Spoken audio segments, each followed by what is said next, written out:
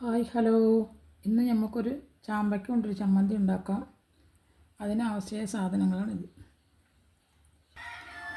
അത് നമുക്ക് ഫാൻ വെച്ച് അതിലേക്ക് 1 ടീസ്പൂണ് വെളിച്ചെണ്ണ ഒഴിക്കാം.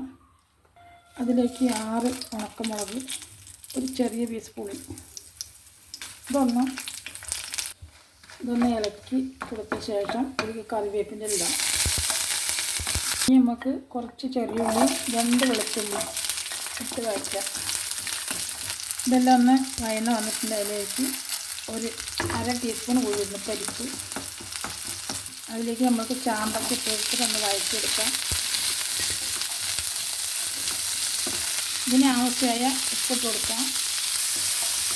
ഒരു പിടി കൈപ്പിടി തേങ്ങ വേണ്ടിയിട്ട് ചൂടാവാൻ വേണ്ടിയിട്ടാണ് ഇടുന്നത്. മതി, തീ ഓഫാക്കാം. ഇനി നമ്മൾക്ക് അരച്ചിട്ട് വരാം. മിക്സിയിൽ ചാമ്പയ്ക്ക ചമ്മന്തി ഇവിടെ റെഡി ആയിട്ടുണ്ട്. നമ്മുടെ വീട്ടിലുണ്ടായതാണ് ചാമ്പയ്ക്ക. അപ്പോൾ ഒരു ചമ്മന്തി അരയ്ക്കാമെന്ന് വിചാരിച്ച്. അങ്ങനെ നമ്മളെ ചാമ്പയ്ക്ക ചമ്മന്തി ഇവിടെ റെഡി ആയിട്ടുണ്ട്. എല്ലാവരും ഒന്ന് ഉണ്ടാക്കി നോക്കുക. ഈ വീഡിയോ ഇഷ്ടമായാൽ സബ്സ്ക്രൈബ് ചെയ്യുക, ഷെയർ ചെയ്യുക. ഇനിയൊരു വീഡിയോ ആയിട്ട് വീണ്ടും വരാം.